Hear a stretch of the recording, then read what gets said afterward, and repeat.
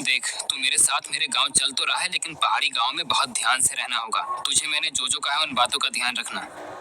अरे हाँ भाई, समझ गया मैं तेरी बात। तू तो ऐसे डरा रहा है जैसे तेरे गांव में पैर रखते ही भूत मेरे पीछे पड़ जाएंगे। तुम लोगों ने खामखा अफवाहें फैलाई हुई हैं। पहाड़ों में मसूरी घूमने जाते हैं, शिमला घूमने जाते हैं, वहाँ भी तो सब 7 बजे के बाद बाहर निकलते हैं। वहाँ तो ऐसा कुछ नहीं होता। हाँ, लेकिन ये शिमला मनाली नहीं है। पहाड़ों के गाँव और उन जगहों में बहुत फर्क है। अब गाड़ी में बैठ जा, हमें अंधेरा होने से पहले गाँव पहुँचना है। मनीष उत्तराखंड के छोटे से गांव से आया था और दिल्ली में रहकर एक अच्छी नौकरी कर रहा था। बहुत टाइम बाद वो अपने घर वालों से मिलने जा रहा था।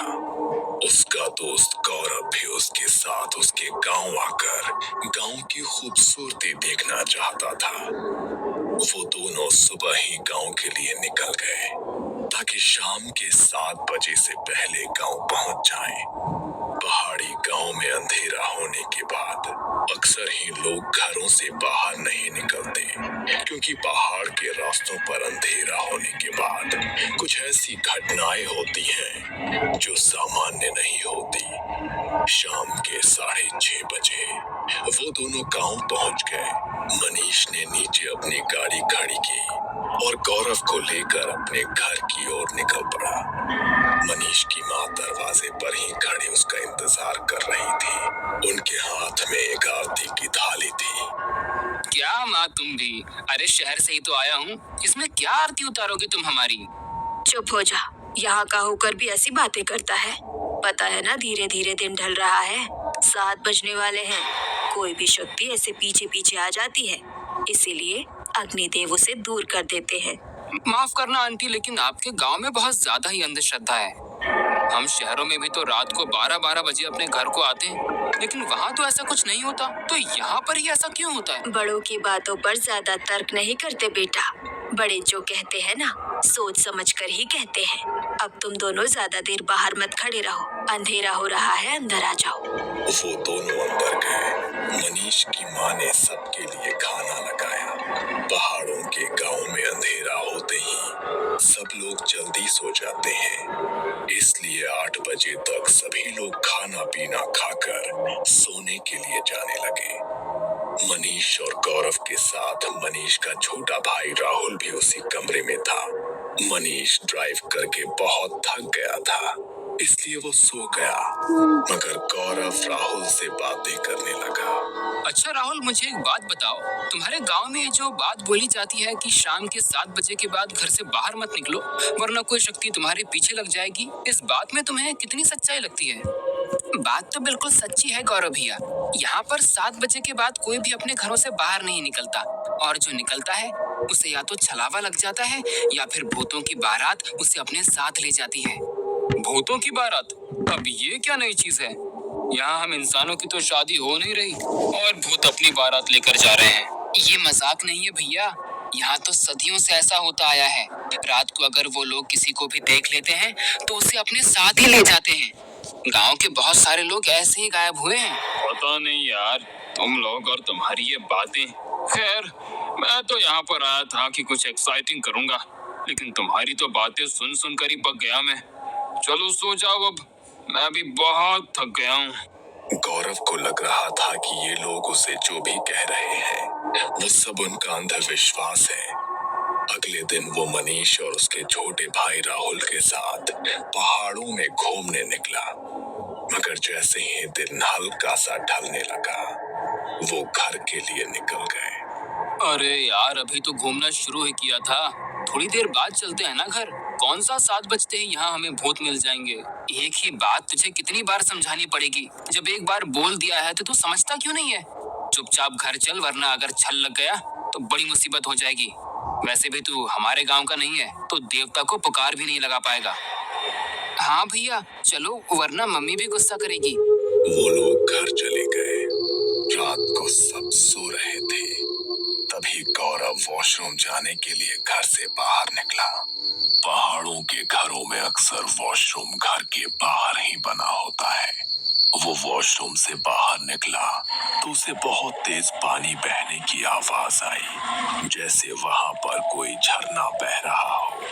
अरे ये इतनी तेज पानी बहने की आवाज कहाँ से आ रही है? यहाँ पर तो आसपास कोई नदी या झरना भी नहीं है। लगता है रात को मेरे कान बज रहे हैं।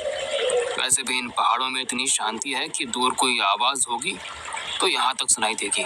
और ये लोग क्या कह रहे थे? 7 बजे के बाद घर से बाहर मत निकलना, वरना न जाने क्या क्या पीछे लग जाएगा। अच्छा भला तो घर के बाहर खड़ा हूँ, कुछ भी तो नहीं हुआ मुझे। लेकिन ये लोग इस बात पर यकीन थोड़ी ना करेंगे। इसका वीडियो शूट करता हूँ, कल दिखाऊंगा इन सबको। गौरव ने अपने फोन से रिकॉर्डिंग करनी शुरू की और आगे की तरफ निकल गया। वो थोड़ी ही दूर गया होगा, तभी उसके कानों में एक अजीब सी फुसफुसाहट की आवाज पड़ी। ये कैसी अजीब सी आवाज है? ऐसा लग रहा है इसे सुनता रहा तो कान के पर्दे फट जाएंगे। लेकिन ये आवाज है किस चीज की? गौरव ने इधर उधर नजरें घुमाकर देखा, मगर वहां कुछ भी नहीं था और ना ही उसके कैमरे में कुछ रिकॉर्ड हुआ।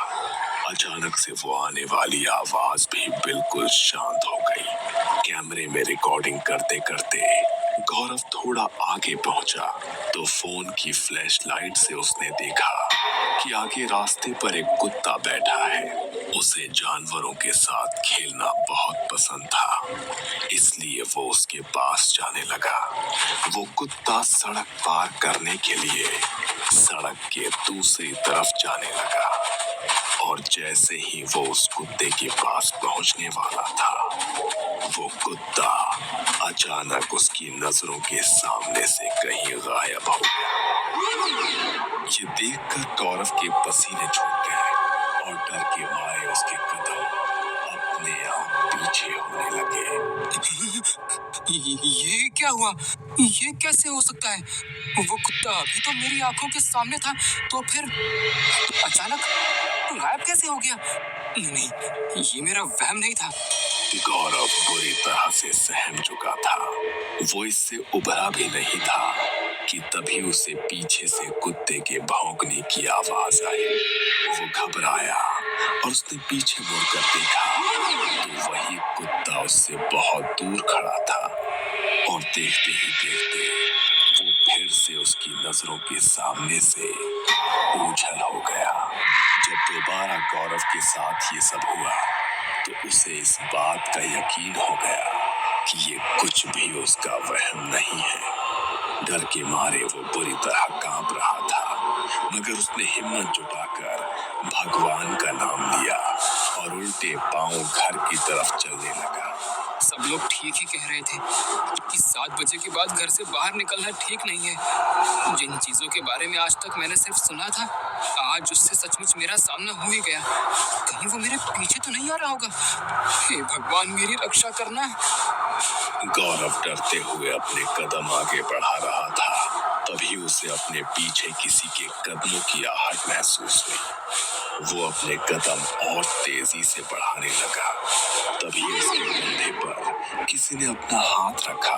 वो इतनी बुरी तरह डर गया कि उसके गले से उसकी चीख भी नहीं निकल पाई। तभी उसके सामने एक आदमी आकर खड़ा हुआ। वो दिखने में बिल्कुल सामान्य था, इसलिए गौरव की जान में जान आई। तुम्हें पता है ना, शाम को 7 बजे के बाद यहाँ अपने घरों से निकलना मना है।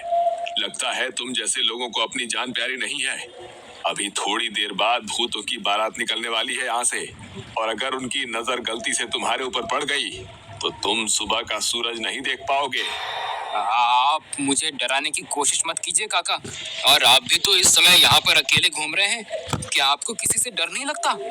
लगता था, मुझे भी डर लगता था, लेकिन एक रात मेरा ये डर हमेशा के लिए खत्म हो गया। क्या? कैसे कैसे खत्म हो गया आपका डर? जैसे ही गौरव ने उस आदमी से ये बात पूछी तो वो बड़े ही भयानक तरीके से मुस्कुराया। उसका चेहरा अचानक किसी मुर्दे जैसा हो गया और चेहरे का मांस मोमबत्ती के मोम की तरह पिघलने लगा। आंखों का रंग पूरी तरह सफेद पड़ गया और देखते ही देखते वो अपनी हड्डियों को मरोड़ने लगा। उसे देखकर गौरव जोर से चीखा और वहां से भागने लगा, मगर वो आदमी उससे भी तेज गति से उसके आगे आगे भाग रहा था। ये देखकर डर के मारे गौरव का बैलेंस बिगड़ गया और वो झाड़ियों में गिर गया। उसने बाहर की तरफ जाकर देखा तो दौड़ते दौड़ते आदमी अचानक वहां से गायब हो गया।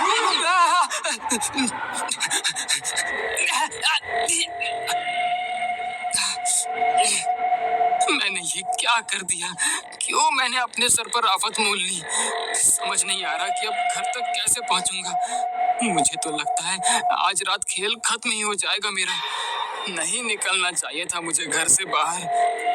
गौरव ने हांफते हुए अपनी आंखें बंद की। तभी उसके कानों में किसी की अजीब सी हंसी की आवाज पड़ी। वो बुरी तरह डर गया। उसने हिम्मत करके आंखें खोलकर देखा तो वही आदमी ठीक उसके बगल में बैठा था और उसे देखकर भयानक तरह से हंस रहा था। अब तुम कहीं नहीं जा पाओगे। अपनी मौत को खुद बुलाया है तुमने और तुम्हारी मौत अब तुम्हारा पीछा नहीं छोड़ेगी।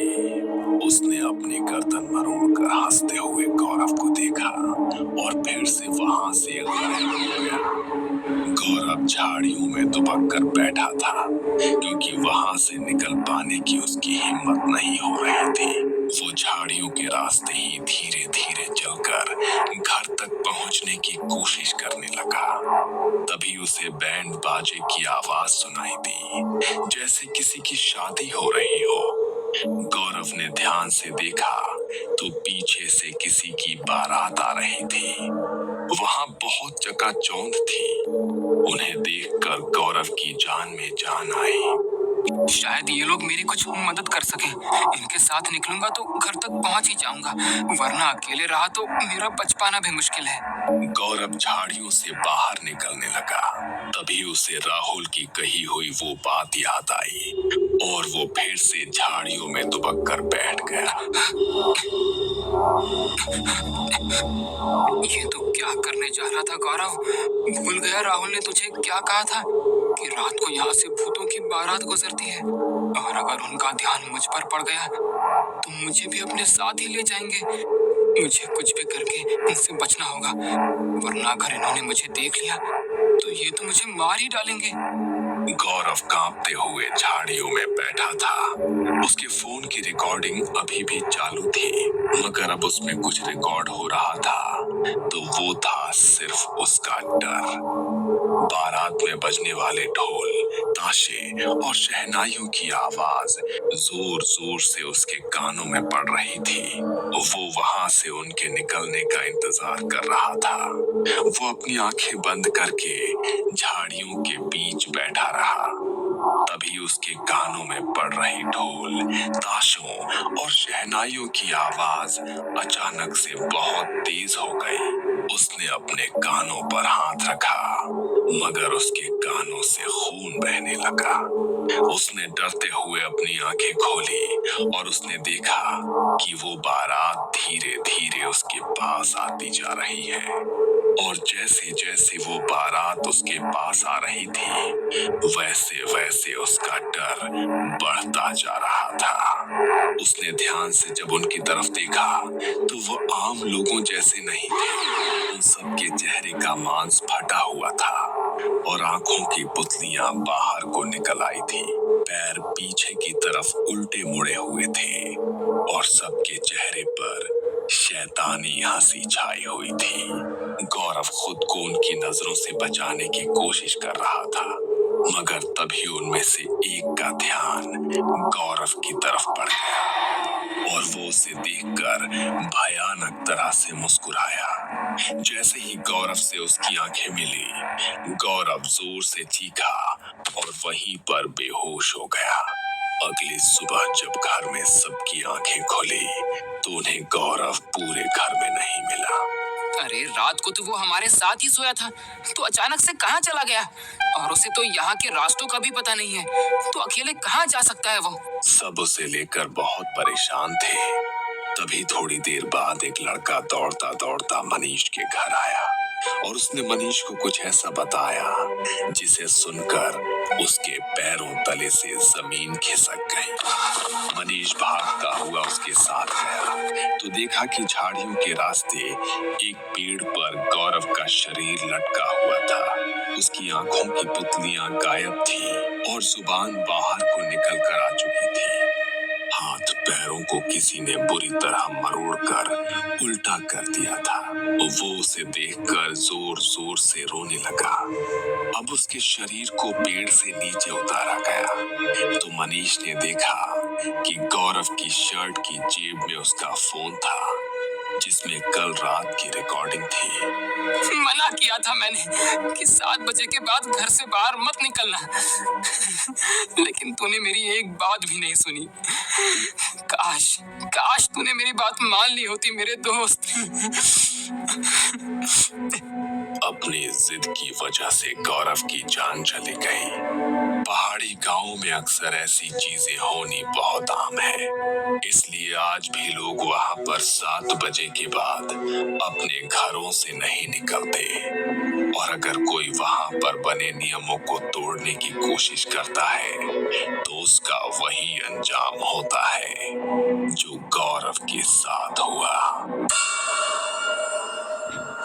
ये कहानी आपको अच्छी लगी हो तो हमें सब्सक्राइब करें, हमारा इंस्टाग्राम और फेसबुक पेज जरूर फॉलो करें।